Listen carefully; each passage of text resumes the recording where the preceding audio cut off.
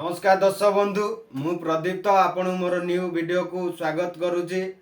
आज मु आपण मानक पई पंचायत स्तर रे केमिति जो नुआ नियुक्ति सरकार करिसंती 7142 पोस्ट तारी उपरे ए वीडियोटी मोर आधारित एवं आपण माने केमिति निज अंचल रही नियुक्ति पाई परिवे एवं एही सब प्रोसेसिंग केमिति करा जाउची एवं किभली करा जिवो तारी उपरे ए वीडियोटी मोर आधारित।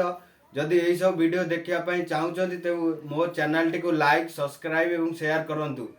दर्शक बंधु आज मुझे वीडियोटी आनिबार उद्देश्य होउची जे ओडिशा सरकार जो पदक्षेप नहीं जे प्रत्येक पंचायत स्तर में जड़े जड़े अकाउंटेंट बा डाटा एंट्री भाव में कार्य तो रहिबे एवं आम ओडिशार प्रत्येक जिला जो 30 जिला अच्छी से 30 जिलार प्रत्येक पंचायत रे जो 6794 पोस्ट अच्छी एवं 314 पंचायत समिति अच्छी से मानक पंचायत समिति और ग्राम पंचायत मानक यही सबू पोस्ट गुड़िक एवं ओडिशा सरकार यही पोस्ट गुड़ी को जो माने ग्राम सेवक हिसाब रे दीर्घ 5 वर्ष हेब काम करी आसुचंती सेही माने ही 30% भितर आसुचंती एवं सेही 30% ही रिजर्वेशन रहिबो एवं बाकी जो 70% रोची ता जेमिति हमरो पीओ एग्जाम भली हेतिला एवं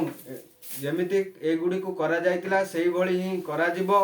जो माने इच्छुक अछंती एवं अनेक दिन हैला अपेक्षा रे तिले जे ओडिशा सरकार केउ केउ सबु गवर्नमेंट जॉब पाई रिक्वायरमेंट बाहर करिवे। चलित वर्ष फेब्रुआरी 16 तारिख दिन कैबिनेट रे सरकार या मंजूर करिसंती यही पोस्ट 7142 तेणु आपण मैंने एक आपण मानक सुवर्ण सुजोग रोचे आपको हाथ छड़ा करंतु नहीं। तेणु सरकार जो सबू पदक्षेप नहीं जो 7142 पोस्ट टी रोचे तारी भितर 70% रे आपण माने देखंतु से 70% रे आपण मानकु नियुक्ति ही करा जिवो। कारण 2024 इलेक्शन अच्छी या मार्च मास भितर ही यही पद गुड़ी को प्रत्येक पंचायत रे नियुक्ति करा जिवो। तेणु आपण माने निज पंचायत रही निजे भल भाव में यहाँ कार्य करने सहित निज अंचल रही पारे।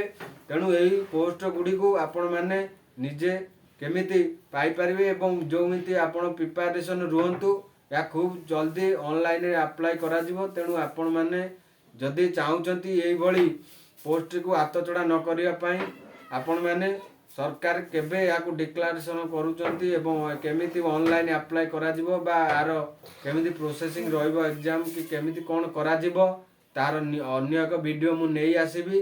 तेणु आज पई एतिकी नमस्कार।